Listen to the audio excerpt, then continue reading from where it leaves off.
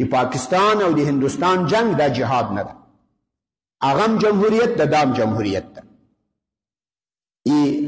پاکستان و بنگلادیش یه اصلا چوچه انگریز استن، دیتا مخی هند کبیر ویل، لوی هند ویل، دا طول یو ملکو.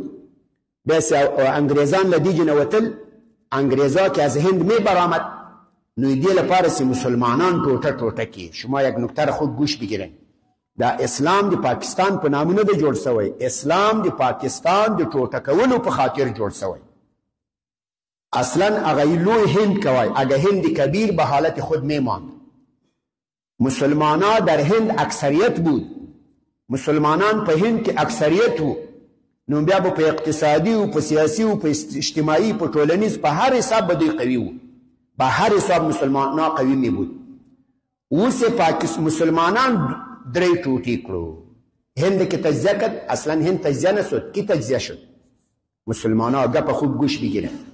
یو څو مسلمانان پاکستان ته را بیل شول، یو څو مسلمانان بنگال بنگلادیش ته بیل شول. کم زره مسلمان د کجا ماند؟ در هند. هندوان هغه خپل ځای پاتې شول، سیکان هغه خپل ځای پاتې شول، دا رنګ نور هغه نور ادیان سدي دیگه هیڅ قسم تجزیه نشد. کی تجزیه شد؟ نو دا پاکستان دی اسلام په نامه جوړ شوی که به خاطر تجزیه مسلمانان جوړ شده؟